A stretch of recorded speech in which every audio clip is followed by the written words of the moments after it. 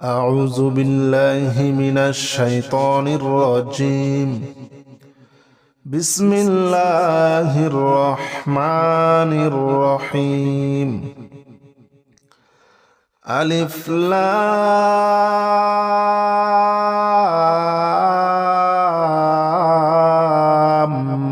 ميم। আলিফ লাম মিম। এখানে জবর জের পেশ কিচ্ছু নাই, শুধু আমরা এই হরফগুলার উচ্চারণ করব। আলিফ শুধু আলিফ, লামের উপরে দেখতে পাচ্ছি আমরা 4 আলিফ টানের একটি দাগ। উপরে যদি আমার মোটা চিহ্ন দেখেন তাহলে 4 আলিফ টান দিবেন।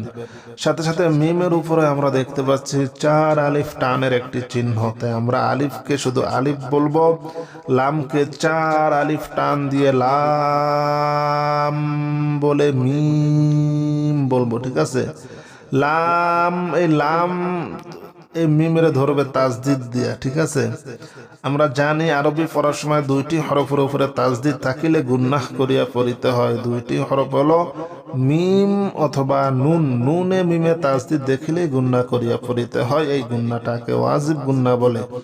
তাই আমরা কিভাবে পড়ব? আলিফ লাম লাম গুন্নাহ করবেন। ঠিক আছে, আলিফ লাম মিম। যালিকাল কিতাবু লা রাইবা ফীহি হুদাল লিল মুত্তাকিন। জাল খারা জবর জা, এক আলিফ টান। লাম জেরলি, কাফ লাম জবর কাল।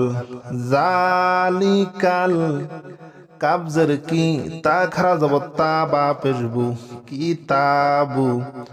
যা জালে খারা জবর দেখতে পাচ্ছি। আমাদের মনে রাখতে হবে আরবি পড়ার সময় 6 জায়গায় এক আলিফ করে টান দিয়ে পড়তে হয়। 6টি জায়গা হলো জবরের বাম পাশে খালি আলিফ, জেরের বাম পাশে জজমালা ইয়া, পেশের বাম পাশে জজমালা ওয়াও, সাথে সাথে খারা জবর খারা জের উল্টা পেশ। আমরা এই 6 জায়গায় অবশ্যই এক আলিফ করে টান দিয়ে পড়ব। জাল খারা জবর জা, লাম জেরলি, কাফ লাম জবর কাল। জালিকাল, কাব জের কি, তা খারা জবর তা, বা পেশবু, কিতাবু।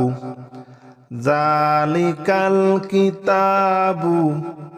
লাম আলিফ জবর লা, রয়া জবর রই, বা জবর বা, লা রইবা। যালিকাল কিতাবু লা রাইবা ফীহি হুদাল লিল মুত্তাকিন।